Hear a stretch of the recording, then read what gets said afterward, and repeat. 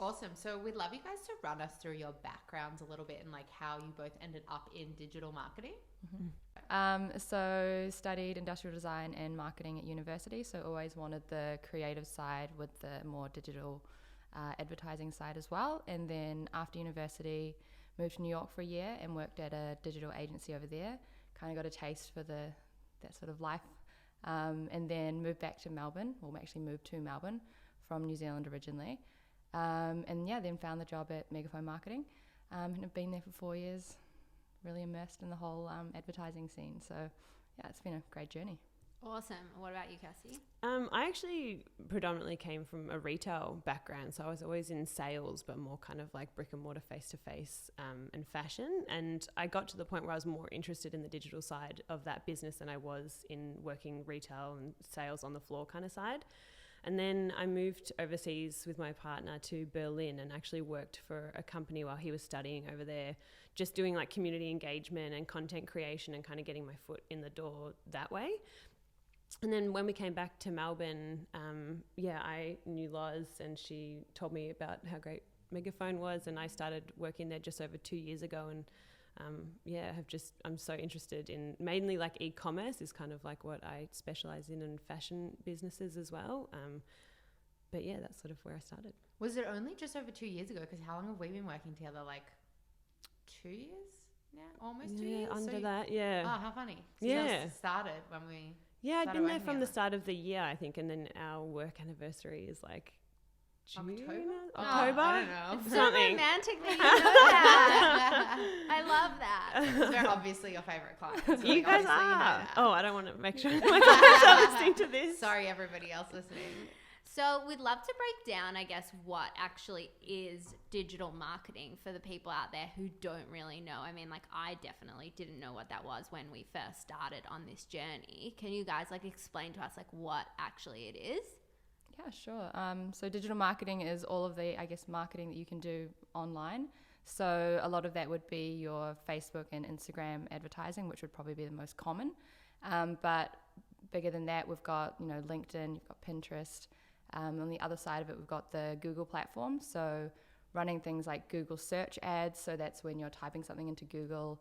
And then you can make sure that your ad is going to appear at the top. So you've got a higher chance of someone clicking through.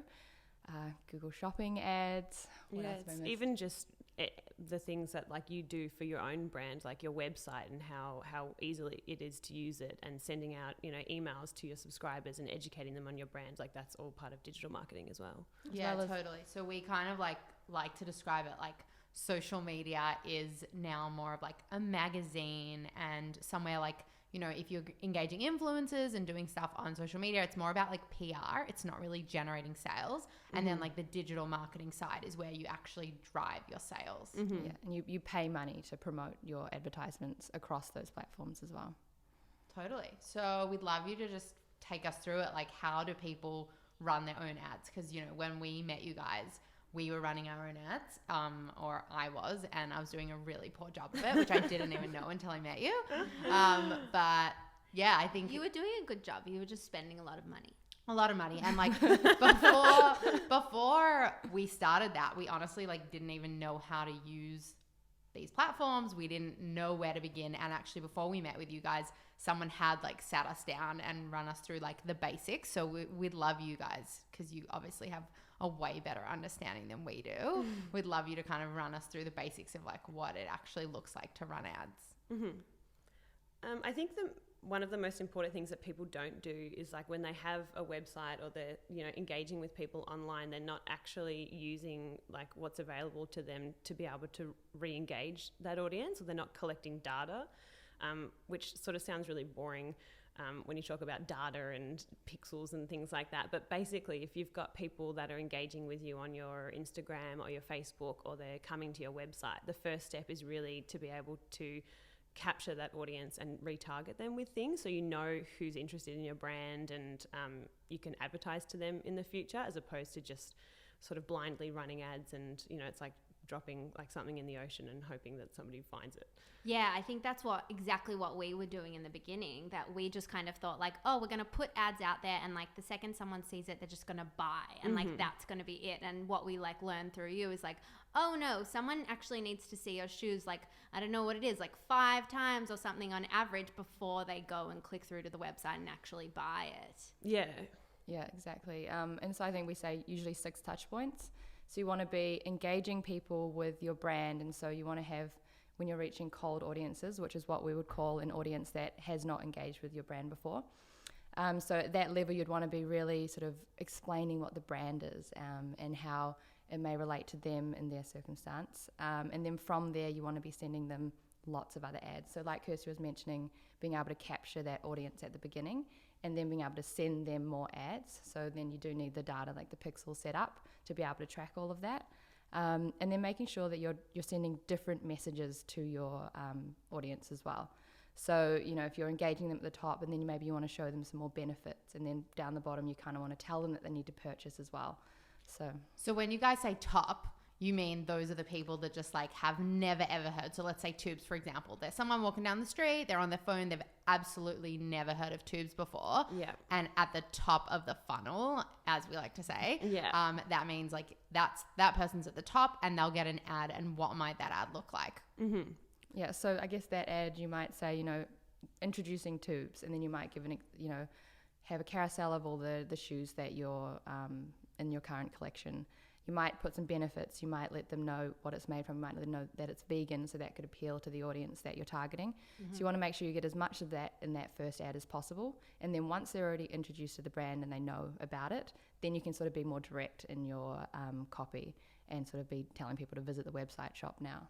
Yeah. So how, when we talk about audiences and, you know, like accessing vegan people, for example, would be like one of our top ones. Like, how do you go about doing that? And like, how would someone know what their audience should look like and who they should be accessing? So I guess to start with, you'd want to do sort of an assessment on your own brand. So look through your customers, who has been purchasing, what age are they. So with Facebook as well, they actually have all that data. You can look on your Facebook page, and anyone can do this, and you can see what age range people are in. Are they male? Are they female? Probably mostly female for you guys. And then you can also see, you know, other information in there.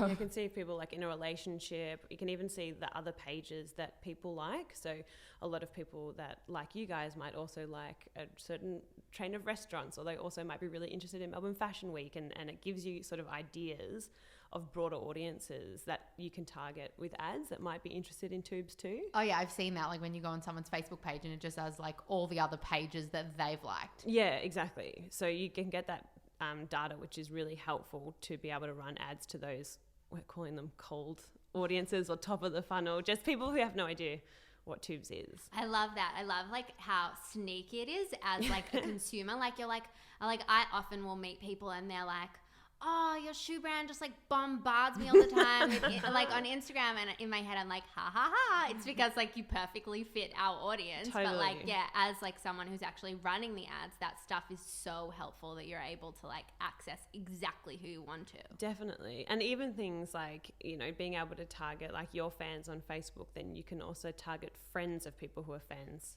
of your Facebook. So the chances that, you know, I like something that my best friend is also going to like are really high. And the benefit of that as well is that when the ad pops up, it'll say, you know, Kirsten likes this as well. So it's like sort immediate of trust. Yeah, trust, like, oh, my friend likes that, so maybe I'll check that out as well. So it's a really valuable tool there as well. Yeah. What about, we want to talk about like email lists, because you guys have totally helped us grow ours, but can you target your email list? If you have an existing one, can you target them through Facebook ads? Yeah, absolutely. And they're generally one of the best converting audiences for businesses too, because you've built up this, they're really engaged. It's not like they've just clicked onto your Facebook, or they haven't just followed your Instagram. You know, they've gone to your website, they've given you their name and their contact details and sort of signed up. So they're really interested in the brand and invested. So they're a really great audience. And then on top of the custom audience that you can upload, so if you upload 10,000 email addresses, you can also create what Facebook calls a lookalike audience of that. I was literally just going to ask about that because I remember that from when I used to run our ads, and I was going to say, is that actually a good thing to do? No, it's really great. And so the bigger the audience of your email list, the better you can actually get that lookalike audience.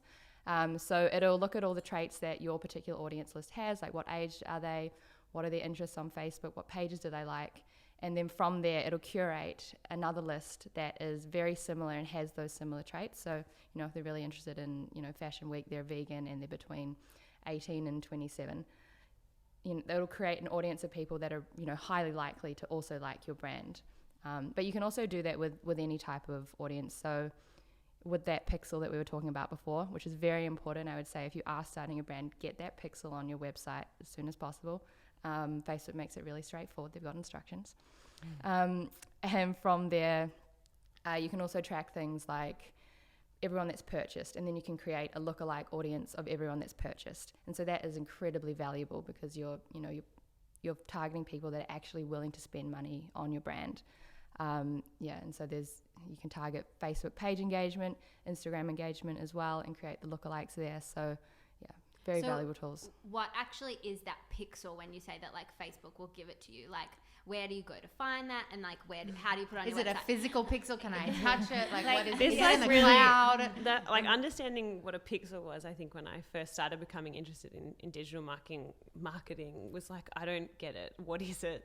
But it's basically like a little tiny piece of code that you put on your website, and when somebody lands on it or engages with you, it's like puts a little hat on that person, and then can follow them around and sort of follow their engagement, if that makes sense. So you can see all these little people running around with hats on, and you're like, oh, they're my people. Or tubes. Yeah, in tubes. Sorry, I should right? have said tubes. I remember when I was first running our digital marketing, I had no idea what this stupid pixel was, and it's meant to be straightforward. Like Facebook does tell you how to do it, but somehow in our code, of course, it wasn't working, and I was like on the phone to Shopify and trying to get on the phone to Facebook, and I think eventually we did get it to work. And basically how I understood it was it just sets up like Google Analytics, but for your Facebook ads. Yeah, totally. Yeah, very similar. And Shopify actually makes it really easy now. You don't even have to install the actual physical code. It's just like a 12-digit number now. You just pop that in a little form that they put there for you. So Shopify and WordPress is also very easy to do that pixel. Yeah, and it can sound kind of scary, like, oh, that's just too hard. Like, I'm not technical. I don't know how to do that. But almost every software that people would use in digital marketing, whether it's, I keep saying digital marketing, digital marketing, whether it's like Shopify or Facebook or whatever, have really great support contacts. So you can just jump in a chat with like Facebook support and be like, look, I'm trying to set up my pixel. Can you literally talk me through it step by step? Where do I find it? How do I do it? And they'll help you out. Well, I guess like with the pixel, like the whole point in digital marketing is that like it's so trackable, and you want to be able to like analyze and like alter what you're doing and constantly be like iterating. And like, when I did a PR degree, they said to us, there's no point in running a PR campaign and then not kind of tracking it and assessing like the success of it. And I guess that's why, why go in blind and just run ads blindly when you can have all this data. And hopefully today you guys are going to help us understand how we can like utilize that data to make more sales. Yeah. I think one of the main things that everyone should be familiar with is when you've been on a website and you've been browsing through lots of things, and then you open your phone, look at Facebook, and then all of those last 8 items that you just looked at are all sitting there on Facebook in a nice carousel for you. And so the pixel enables you to do that.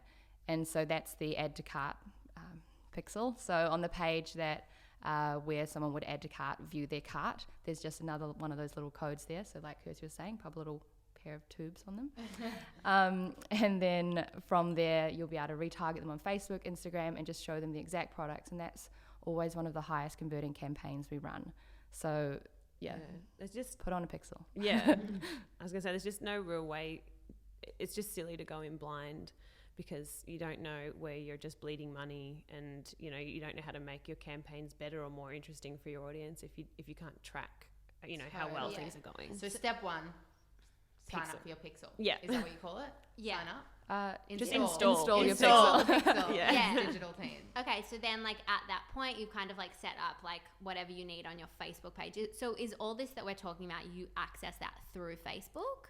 Facebook Ads Manager is where you access it all through. Okay, So cool. there's the front end of your Facebook page, which you see, and then there's also the advertising section, which is, I guess, what we'd call like the Facebook back end.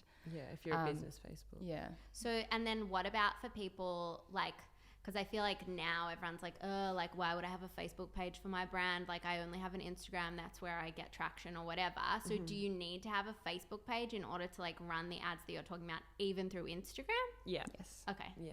So it's definitely worth having a Facebook page. Yeah. Yeah. I would say, yeah, have as many platforms as you can have. You know, if someone's going to find you there, if someone's going to find you on LinkedIn, that's great. You know, if that converts to one more customer, why not? Well, and what I've noticed on Tubes is that because we run so many ads on our Facebook page, we've built up this audience, and it's kind of like an email database where like now we have this Facebook audience of I think 18,000, and we know all those people are interested in Tubes. So I assume you use them to target. Yeah, absolutely.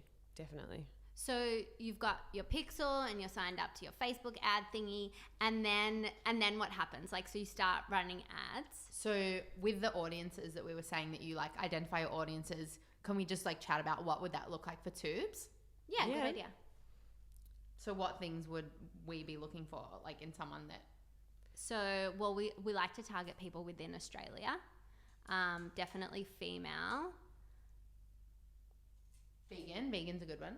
vegan, interested in fashion, and then maybe we'd like, can you like list some other brands that they would be interested in? Like people who like, and then like name a few brands. Yeah. So, you know, people that you guys wear as well, like people who are interested in Gorman. Yeah. We had like I've used Som Beast like would be a good one as yeah, well. Som Beast. I've used things like even like Sports Girl and Glassons crossed with people who have an interest in veganism. Yeah. And things like that too. Oh, so you can get fancy with it and you Yeah, cannot just yeah. do one audience, but it's like the people that are crossover with two interests? Yeah, you can sort of narrow it right down if you want. So you can start off with, you know, women in Australia, which is millions of people. And then you can narrow that down by age between, you know, 17 and 30. And then you can narrow that down by who's also interested in Sports Girl, who's also an engaged online shopper, who also loves shoes, who also is a vegan. And so do you also do things like what TV are they interested in, or like what music they like to listen to? Like, does it get really broad? Like you're creating this kind of like lifestyle that you imagine that our customer would have. Yeah, exactly. So it's why it's really important for brands to understand who the people they're trying to target is. So again, for you guys, we could target people who watch The Bold Type or who love Younger. Yeah. I know. We also love Game of Thrones, but I just don't feel like that intersects with any of our customers. Maybe the winter collection. True. This is totally taking me back to like when I used to run our ads as you're talking about this, because one question I remember I always had that I just like never knew was how big should each audience that you're creating be?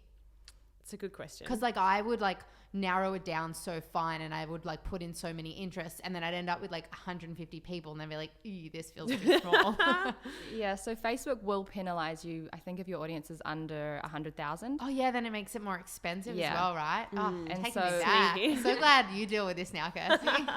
Facebook will assume that if your audience is super small and super targeted, that they're super valuable. So therefore, it'll charge you more to show them the ads. So you kind of want to have an audience that is big enough so that also Facebook is very intelligent. Facebook can actually, show your ads to the people that they think will be most likely to click through or to purchase. And so it's also good to give Facebook a little bit of room in those audiences to be able to send the ads to the right people. So there's no right or wrong answer as to how big the audience should be, but I would say, about 100,000 is a good size. So if I was setting up a campaign, just say I was running 6 advertising audiences, I might do a 50,000, 400,000 ones, and then a 500,000. So you've got different sizes, so you can test a few different things, but you've limited down the targeting enough. So it's very relevant to the audiences, but you've still got that room for movement for Facebook to show them to the best people within that demographic. Okay, that's good to know as well, because I feel like just like on the surface, as like someone who like views Facebook as like a big scary business, I would just like assume that they want the worst for you and be like, oh, they're not on my team, like I don't trust them. So that's cool to know that like you actually can trust them, that they want you to get the most out of your ads. Yeah, you kind of want to guide them in the right direction and then sort of let them work with it from there. But realistically, the better your ads perform on Facebook, the more you're going to want to spend on Facebook, and then Facebook wins. So Yeah, okay. Yeah. So once you've kind of decided like what copy, do we feel like we need to talk through like what copy and imagery they should kind of do, let's say, to like a cold audience? Yeah, for sure, because it definitely needs to be different like throughout the different stages. So yeah, I guess to give like a bit of context to the kind of audiences that we're talking about, you can refer to them as skimmers, swimmers and divers. So skimmers are just people who, yeah, are right on the top of the surface. They don't really know anything and they're just kind of like skimming around. People who are swimming are pulled like further down to sort of know more about your brand. They're wanting to know a little bit more information. They're a bit interested. And then divers are like, they're going right down, like they're ready to buy some tubes. We like the divers. Yeah. We're really into them. We love the divers. Yeah. But I'd say that each level is very important, because without having the skimmers, you wouldn't have the divers, because that's where they start that journey. Definitely. And I think that like the kind of copy and imagery that you need to get somebody who's skimming to, you know, stop scrolling and engage with you or engage with an ad, it is very different to what kind of copy and imagery you need to use to get a diver to purchase. So you're wanting different things from them at different stages. Skimmers, you kind of want them to click on an ad or go to the website, whereas divers, you want them to buy a pair of shoes. So I think, you know, at the very top level, you're wanting to talk about the best features and benefits of tubes and what the point of difference of you guys is. So, you know, talking about the fact that you're vegan, talking about the fact that they're Australian designed, you know, talking about the fact that they're really comfy, and also just showing people great, beautiful imagery of all the different styles and how amazing they are. And then in the middle of the funnel, that's where you can kind of increase trust with your brand to somebody who's maybe seen it once before, but, you know, show people more imagery of others wearing your shoes, like users wearing your shoes, showing somebody a really positive review if somebody else has left copy saying, I love my tubes so much, they're the best shoes I've ever worn. So someone else can be like, oh, people are loving these, like maybe I should really think about investing. And then at the diver level, that's where you want to really be pushing people over the edge with either like a sale or a discount code, or the fact that there's easy returns, or you know, have afterpay available, just making it as easy as possible for them to commit to purchase. Okay, cool. And like, is this something that you would advise everyone to do? Because like, as I was thinking about it, like in terms of our shoes, like 100% that's like how we've seen people purchasing from us. But like, what if I just had like, what if I was trying to sell like a $15 lip gloss or like something like that? You know, can this be applied to everyone's business, or is it quite specific? I would say that with a $15 item, you would have a shorter funnel. So you wouldn't be wanting to, I guess, invest as much money by targeting them at each stage. So you may have more of a top sort of engaging everyone, and then sort of a bottom pushing them to purchase. So really just maybe 2 of those, not as much of that middle thing. Because also when you've got a $15 product, there's not as much, I guess, barrier to purchase, because it is of a lower price point. Mm-hmm. So you don't need to be providing as much trust. You might include that trust in the bottom ad, the bottom of the, what are they? Divers. The divers. Yeah. So yeah, I would say it would be a smaller funnel if your product has a lower price point. Okay, cool. And then like in terms of dollars as well, like if someone's like looking to kind of like dip their toe and start looking at doing their own digital marketing. I like dip their toe because it goes really nicely with the yeah. I feel like I've been saying that a lot lately as well. Dip a toe? Like, oh, if they want to dip their toe in. Anyway. Oh yeah, you did, because the other day you said it in relation to another tubes thing and we were like, oh, yeah, shoe fun. It just applies on the regs. I forgot what I was talking about. Money, and if people wanted to dip their toes. Yeah, so like if they're just starting out, like how much should they kind of like be looking to spend? Any ideas? It's depending on the price of the product, depending on the profit margins of the product, it would all be quite different. I'd say you'd want to sort of, you know, give it a good go.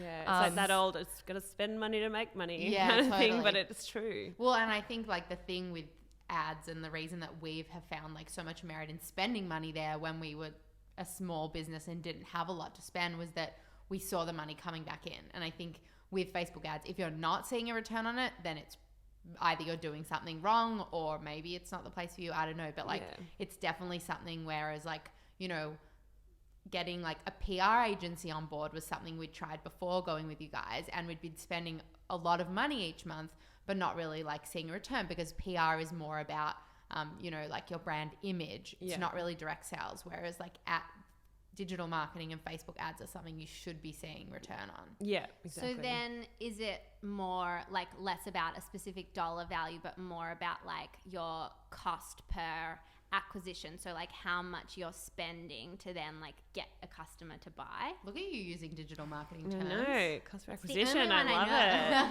love it. I think with, you know, if you have a $200 item that you're trying to sell, you're going to have to spend, you know, over $1,000 to sort of target different audiences and then try and get those purchases, because really that's only 5 times the amount of the price of the product.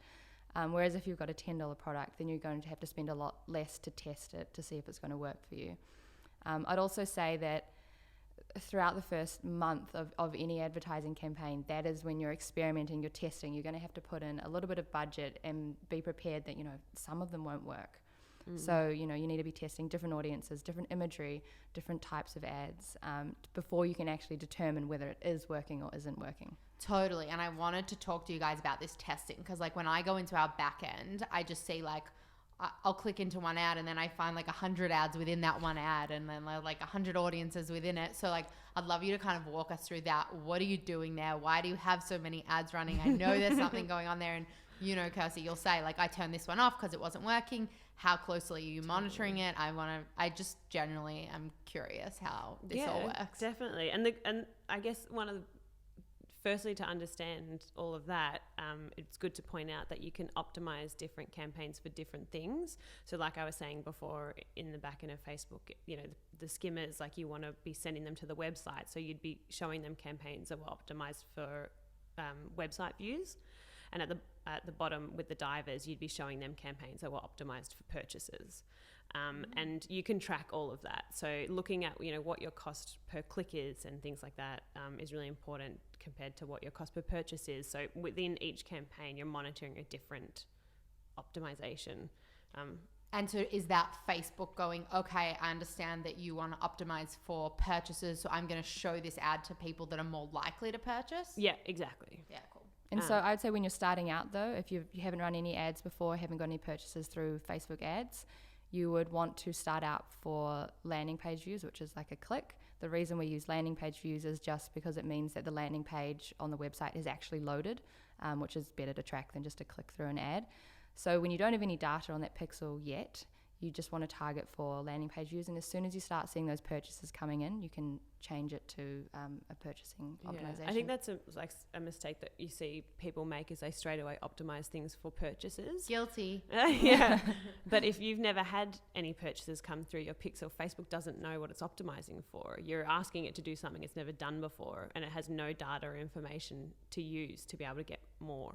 If that makes sense. I remember when we like initially signed up with you guys, it was like right in the lead up to summer, and we were just like, go, like we just want to do it all, like spend it all. Do you remember this? Yeah. And then Kirsty, you were like, no, it doesn't really work like that. Like we just need to start slow and steady and like start to collect some data. And we were like, no, like go. But yeah, I totally understand why that makes more sense. So being patient is definitely a part of it at the beginning, right? Yeah, absolutely. And you're building those audiences to be able to utilize down the track. So, you know, the people that you're pulling in to and driving to your website in the first month are people that, you know, will be educated like throughout the coming weeks, and maybe they'll sign up to your email list, and then you can send them some emails, and then 3 months later they might buy a pair of shoes, and then, you know, they're a lifetime customer.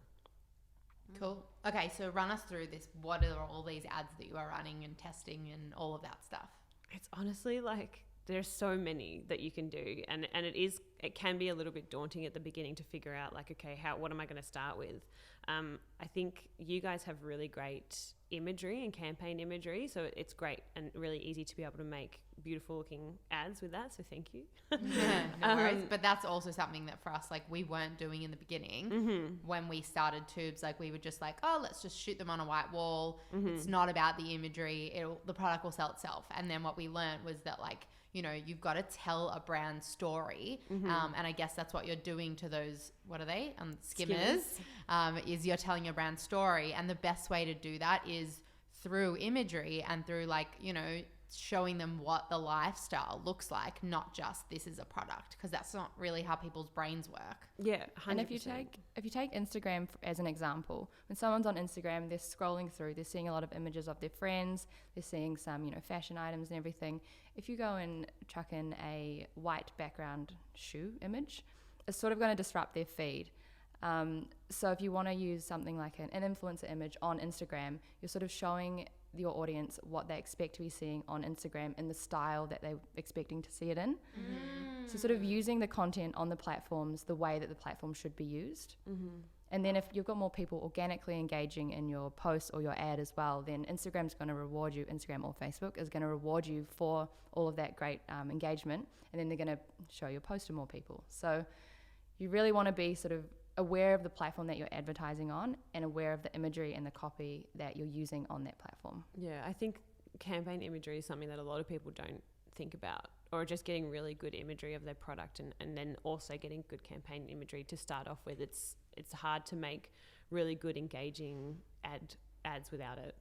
Yeah, totally. And like in terms of campaign imagery, I feel like we've spoken about this before on the podcast, but like it sounds daunting and expensive, but in reality, like if you just have a couple of like pieces of like colored paper and like you're just taking like really clean imagery with like a student photographer or something like that you find on Melbourne Creative Network if you're based in Melbourne, or other Facebook pages, like that's such a great way to get good photos and not have to spend a lot of money. But it's more about investing like the time, I guess, in it.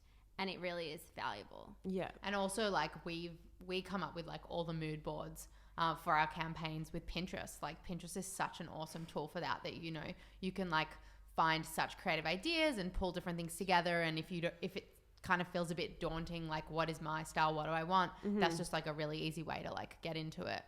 Yeah, exactly. And I think it's just really important for people who are running businesses or thinking about doing advertising to really understand, you know, what they want and the message that they want to convey, because if they don't understand it, how's a consumer going to understand it? Yeah, 100%.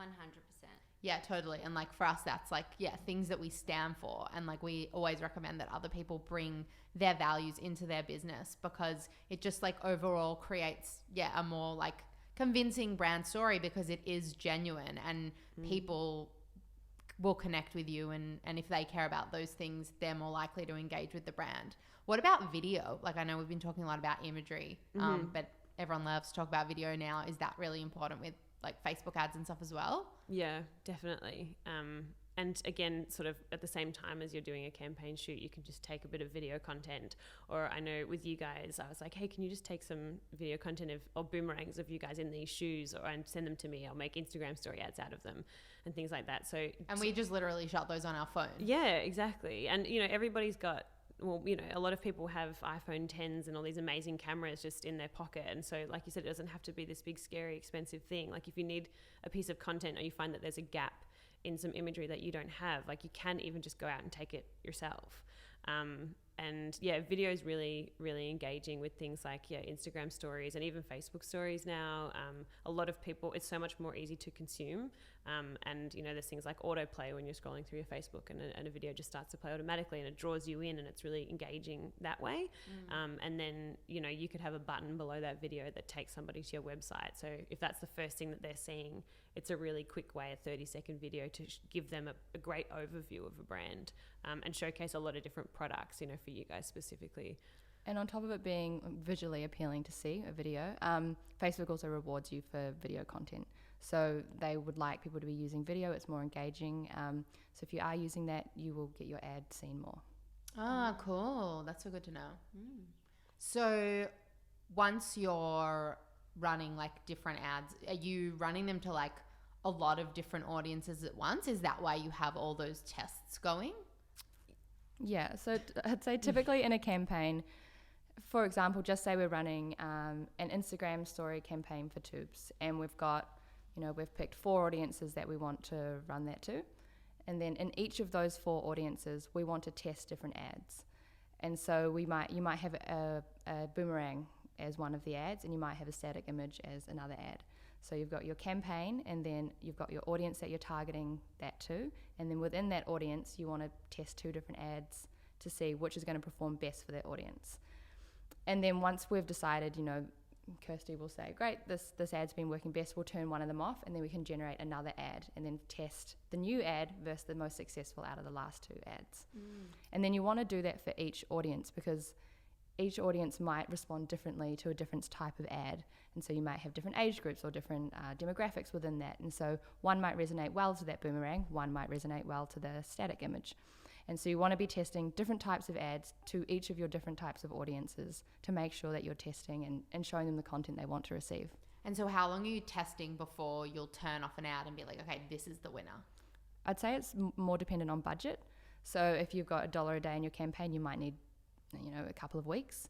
If you've got $5 a day in your campaign, you might need 5 days. So should if I decide that if I'm selling like $100 product, I don't want to go and spend $100 on one ad. I want to like split it up into like little amounts like that before I like ramp up my spending. Is that how it works? Yeah. So if you've got that $100 budget that you want to run for that Instagram campaign, you'd split that $100 budget between your different audiences. So you'd have $25 in each of those. And then that would be, depending if you're running a total budget or a daily budget, but that would be the amount that you spend on that audience. And so first of all, we'd optimize at the ads. So we'd decide whether that boomerang or the static image was working the best. And then once we've got the top performing in each audience, then we'd go back and decide which audience is performing the best. And so then you might only end up running 2 audiences with your top performing ads. And then ramp up the budget on those couple that you're left with. Mm-hmm. And you mentioned Instagram stories and also Facebook stories before, which I thought was funny because I didn't think anyone used that. But so like, do they work, like Instagram stories and Facebook stories? Do you see like good things come from that? Because I love to shop from Insta stories. Yeah. And Instagram is kind of consistently improving the functionality to make it more possible to be able to do that. So being able to, tag products, I think is an upcoming thing that you can shop straight from stories. And yeah, they're just really engaging, and people, I sit through and watch like every single person basically who I follow on Instagram stories, almost even if I'm not even interested in them, and I'm like, oh, well, I'll just keep watching because something interesting might happen on the next one, and Yeah, I'm like, what totally. am I doing? I sometimes feel guilty if I haven't like watched through the end of someone, so Yeah. I keep it until I get to the end of theirs, and then it goes to the next one. I'm like, now I have to get to the end of theirs. And it's almost like a mission that you have to complete. I'm like, I have to get to the end of the whole thing, and it's like, it is one of the ways now, because of like the ways that algorithms work on Instagram now, you're not seeing, all the posts of all the people that you follow, all the brands that you follow come up organically in your feed, but Insta stories runs you through. So an ad like that's put in somebody's Instagram stories, made to fit in and make them feel comfortable about like, consuming that ad basically. It's a way to get people when they are really engaged, so they're willing to sort of sit there and watch and tap through. Facebook stories is obviously newer, but I feel like it's going to be that same thing like when everyone was obsessed with Snapchat, and then Insta stories started and people were like, no, I'm not going to use Insta stories, like it's all about Snapchat. And then everybody migrated over, and I do feel like, Facebook stories is relatively new, but we will see like, that come up and people really start to use that as well. And the benefit of that is also that, not a lot of people are using it. So if your brand's running that Instagram story ad, it's going to appear at the top of someone's Facebook page. And so it's an easy way to just simply test the difference between Facebook stories and Instagram stories as and well. It could be that it's, really effective for a service-based business, whereas Instagram is really effective for e-commerce, like fashion-style businesses. So it's just, have to test. And so just to clarify, when I'm running things on Instagram or I'm running things on Facebook, you do this all through the same platform, right? Mm-hmm. Yeah, all through Facebook. Yeah, cool.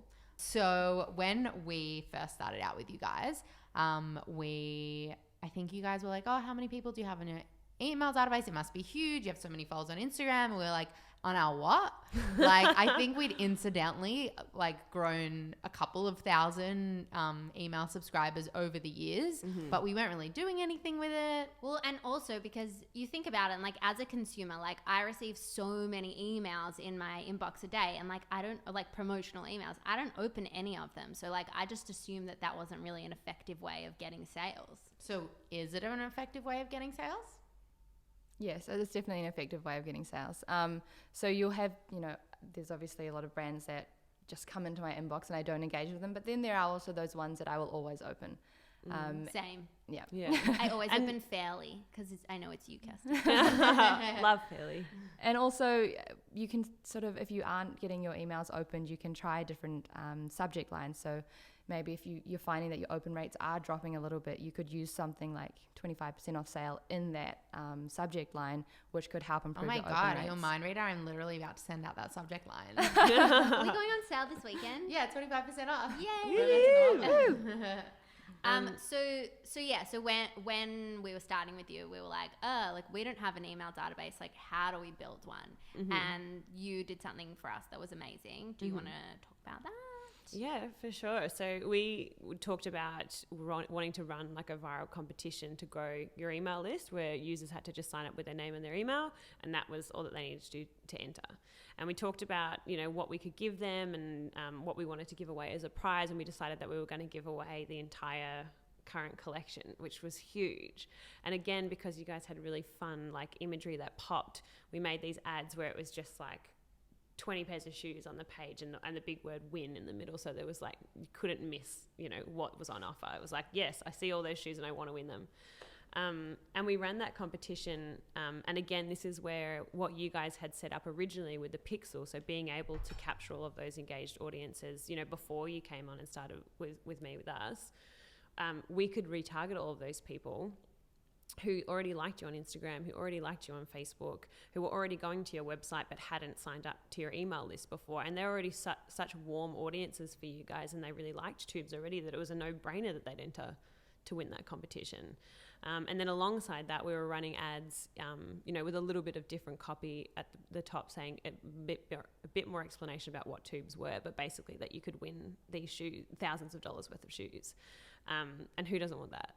So at the end of it, we ended up increasing your subscriber database by like 11,000 people. Yeah, which I think was we had nuts. 11,500 entries, which was so crazy. And I just did some quick math, and it might be totally off, but that is an increase of 575% yeah, from our 2,000. But honestly, I have no idea if that's right. But anyway, it was 11,500, which we were just like totally blown away by. And you created this landing page really easily, but through this app. What's it called again? Viral Suite. Yeah. So like anyone can kind of go on, right, and just like create their own landing pages. Yeah, the really good thing about it is it also adds this element of virality to any kind of competition, because you can encourage additional social actions. So people get 10 extra, you can say people get 10 extra entries if they follow you on Instagram. They get 10 extra entries if they go to your website. And so you're creating all these different touch points for people with your brand just by running the same competition. And so when we talk about viral, like a competition going viral, I guess it's like because people are encouraged to share it for more entries, then like they're sharing it with all of their friends, and then their friends are seeing it. I mean, I even saw people for that competition that we ran, like, were putting it in their own like personal Insta bios, being enter this competition through my link. Yeah, it was crazy. Like when we would Google it, we would find like on random like Reddit threads and things, people were like sharing their links so that they would get more entries if people used it to sign up. It was nuts. Yeah. And what I think is clever that you guys explained to us about building out our email database is like, we always had all the people that liked us like sitting on Instagram or sitting on Snapchat or sitting on Facebook, but like you mentioned, just how we've seen with Snapchat, like we spent all this time building up this audience, but then everyone left Snapchat, and then like that audience was dead to us because they were no longer using the platform. So like, yeah, like tomorrow if Instagram just like ends for whatever reason, or even like, we hear of people getting hacked, like at least we have that email database. Totally. And that's a business asset that like you guys own. Totally. And it also means like that's like now a free way we get to communicate with those people, because every week we'll send them an email and we'll say, this is a sale that we have on, or there's a discount code, or enter this new competition. Yeah. So it's really like a way for us to now permanently be in conversation with our audience. 100%. And it also is a really great way to further educate your audience on different things that the brand is doing, or different features and benefits, where it's somewhere that they're ready to sort of sit down and digest like a longer piece of information than just a short Instagram or Facebook post. Yeah, and I think with emails as well, it is different to an advertisement that you'll see on Facebook, because you're kind of forced to see that advertisement Whereas with email, someone actually opts in to like indulge in that content. So they feel like it's on their own time. Like it's not forced. They opted in to open this email and read the content. So it is a little bit of a different mindset as well that you get to approach when you use email. Cool. Yeah, I feel like we could talk about emails forever because that's like a whole other thing is like, you know, optimizing your emails and writing good subjects. So if people want, maybe we can have part two another time. Okay, cool. So we talked about like when someone just wants to dip their toe, but so, you know, if people do have like a really limited amount of money, like, and they just kind of want to like just suss it out and like see what works, where would you recommend that they spend that money first? In terms of the skimmers, swimmers, or just like in terms of divers, like, okay, or? like I'd I say- want to start advertising on Yeah. Facebook and Instagram, like, and I have like, I don't know, $500 or whatever it is. Like, where's my money best spent? I would say you really need to consider, because you do have, you know, a small budget, you need to consider the copy in the ad and also the imagery you're using. So I think a lot of the trap that some people fall into is, you know, oh, I've got some content on my Facebook or my Instagram, I'll just boost that out to some audiences and that'll work. So if you do that, you're using the caption that you've used on Instagram, which is probably not optimized for getting people to your website or converting. So you want to be making sure that you're introducing people to your brand. You want to be making sure that you're putting in some benefits, and then also making sure you've got a call to action in there. I think the call to action would be the most important thing. So a lot of campaigns that we've run, we've tested. If, you know, for example, if you're running a likes ad campaign, if you put the word like our page in the likes ad, you're, I don't know, telling people what you want them to do, basically. yeah, and the cost per like is just so much, it's dramatically decreased by just using that word like our page, rather than just saying, oh, you know, we're a great brand, you know, here's some benefits of us. People need to be told exactly what they should be doing with that ad. What about emojis? Do people like emojis? Yes. Yes. And it's great to test. I was going to mention this before when we were talking about testing different ads, but it's not enough to just put at least 2 ads in an audience. You have to understand what the difference between them is so that you can make like an educated decision moving forward, that this one worked better because, you know, I used emojis and people responded to that better, or this one worked better because I used really long form copy and people seem to really like that.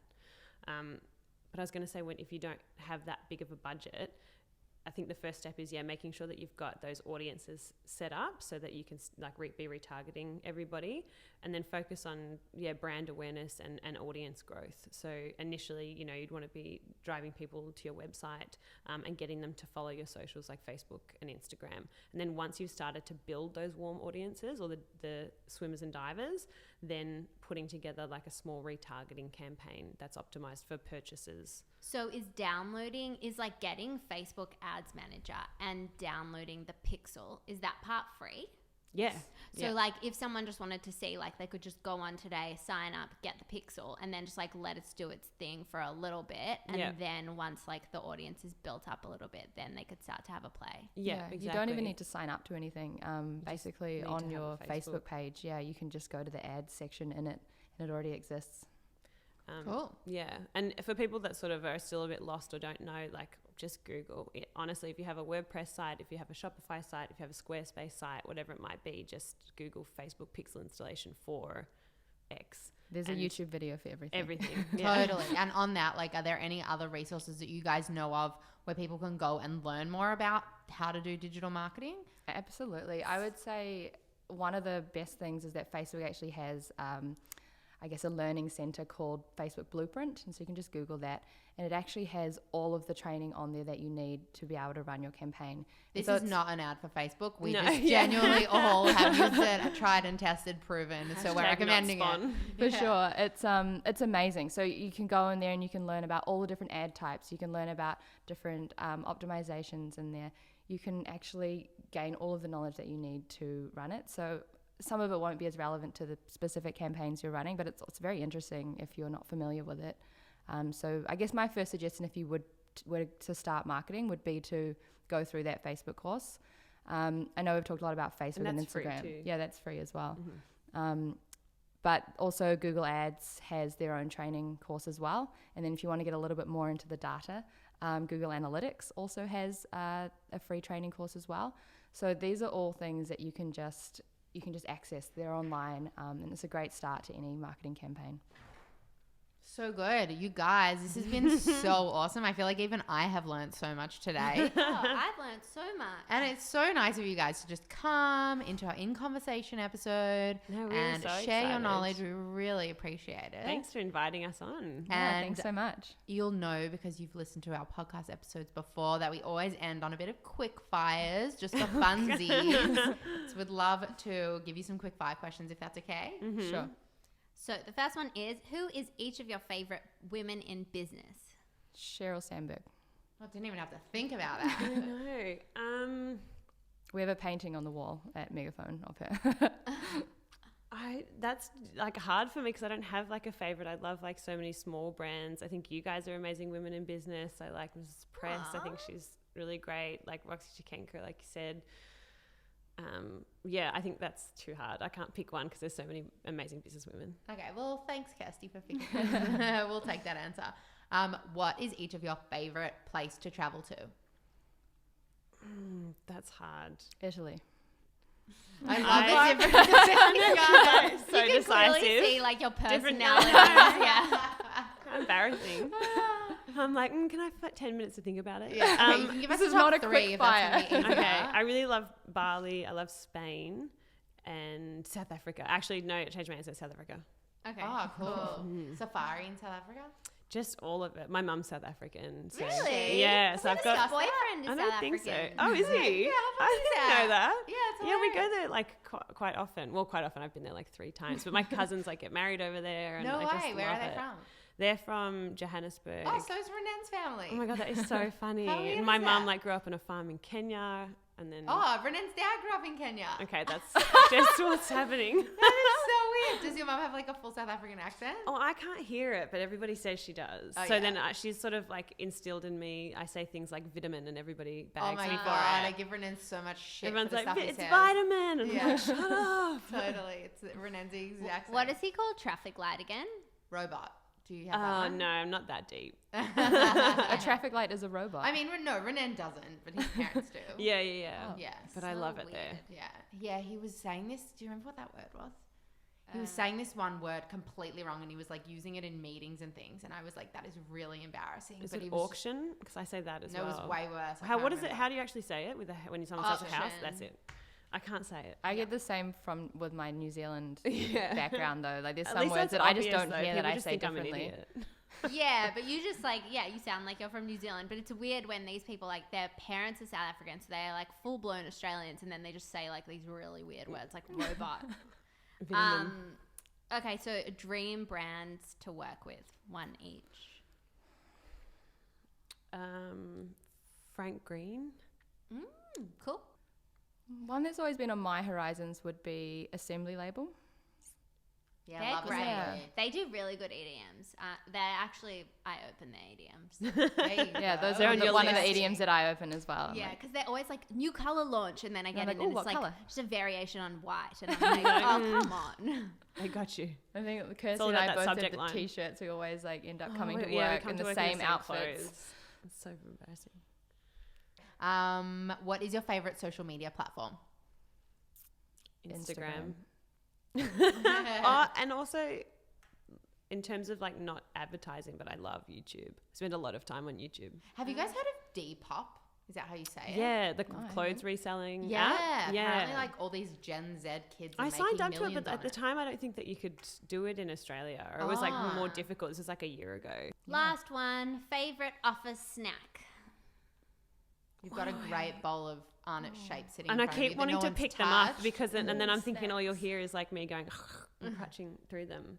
Do you not snack in your office? I eat like Vegemite saladas a lot, oh, which yum. like seems really boring. I like saladas. I don't even know what I snack on. I don't have time for snacks. We have like weird snacks like that drawer filled with oats. I'm so next glad to we you. stumped you, Cheese Lauren. would be Yeah, true. my snack would be cheese. Cheese Yeah, is that's good. true. I'm trying to think. I know that they have like sweet, like I really love caramello koalas. So if Yeah. I'm wanting Oh, like Same. chocolate, crunchy bars. that's I my- changed my answer. Oh yeah, that's true. Crunchy. I'm always like what's up with the fourth side of the crunchy that's like Yeah. hard, hard and to made of bite into? cement. What, Yeah. guys, did you hear the news this morning? Violet Crumble's coming back. That's I've, huge. I've never had It a was violet gone crumble. for like the Yeah. last 4 years or something. Oh, I really? haven't Tragic noticed that stuff. it was gone. Yeah, But- because it's inferior to crunchy. Yeah. No, I actually think I prefer it because it doesn't It's- have that one hard weird Well, the side. whole but- thing's kind of hard. Exactly. You That's know? my problem with Yeah. it. That's a Ah, definite yeah. negative for me. I like Yeah. the airy bits of it. Yeah. Oh, okay, then maybe you're not going to be such a fan of violet crumble. It's a bit more like dense. Oh, have you tried crunchy ice cream? Oh my God, I was Yes. just about to say that. Oh, like the bar. Yes. Yeah, the bar. It's like But next that was level. like my after school snack. Same. Straight to the milk and you used to be bar, able to get the crunchy ice massive cream. ones, and now you can only get Yeah, the yes. six pack. And Now I'm you like, can well, I'm only going to get eat the all 6 tiny. of them. It's like Oh, a problem. you can only get the little ones at the supermarket. Oh, no, that's Yeah. terrible. Do you guys Yeah. have No, like the that's still crunchy good. scoop ice cream here? Yes. Yes. Yeah, I like that one as well. Also good. Mm. Haven't That's had that, good. but have you had the bar? Yeah, I have. So Delicious. yum. It's It's like, like next life-changing. level, yeah. Okay, awesome. Well, thanks so much, guys. So if people want to hear more about you guys and Megaphone, and if they are ready to, take their digital marketing to the next level, where can they find you?